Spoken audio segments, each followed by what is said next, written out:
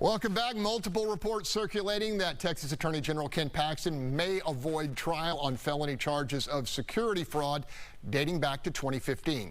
The Austin American-Statesman reporting a deal in the works in which Paxton agrees to restitution and community service but avoids a guilty plea.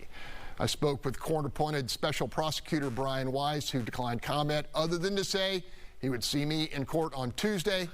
Panel, could it be that Ken Paxton dodges yet another legal bullet?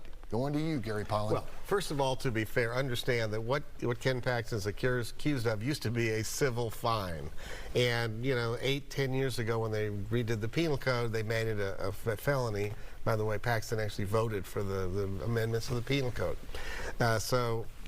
To be fair, probably that's all it ever should have been. But I had talked to the prosecutors on this case, the defense lawyers, a couple of months ago. There was a falling out.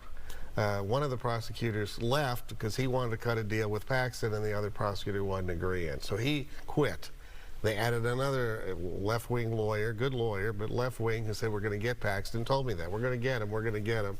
And now it looks like they're rolling over and playing dead. So, yeah, at the end of the day, that's the deal that was discussed 2 months ago. That was the deal that caused one of the prosecutors to quit, and now that's the deal they're going to do. So, yeah, he's gonna get essentially pretrial diversion. All right, going to the other panelist with a law degree, Bill King.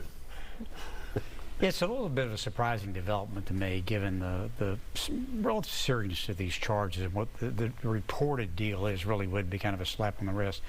You know, one thing that most people don't understand is the judge has to approve a deal. And so I'm curious whether the judge will actually approve this deal or not. Holly? Of course, you're going to put me on the spot. Yeah, you know, to Gary's point, it looks like, you know, there is a deal in the works. That isn't the end, of course, of Ken Paxton's legal woes. He still has a whistleblower lawsuit pending out there.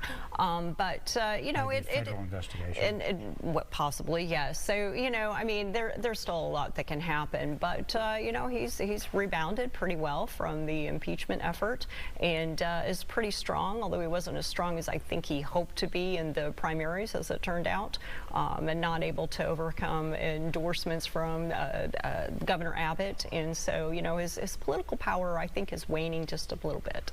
All right, Charles pointed out that a big win for Ken Paxton was on the Criminal Court of Appeals.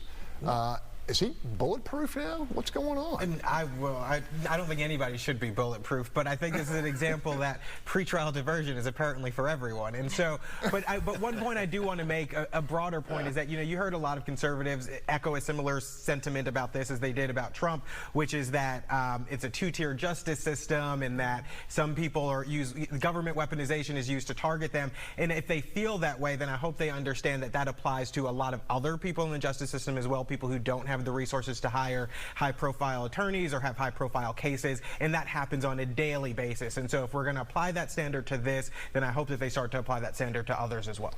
Chow, 15 seconds if you have any or pox on all their house. Pox on House Paxton. All I keep on thinking is SMH, shaking my head. I feel like Ken Paxton is our Donald Trump, right? Continues to get away with things in the very government in which they work.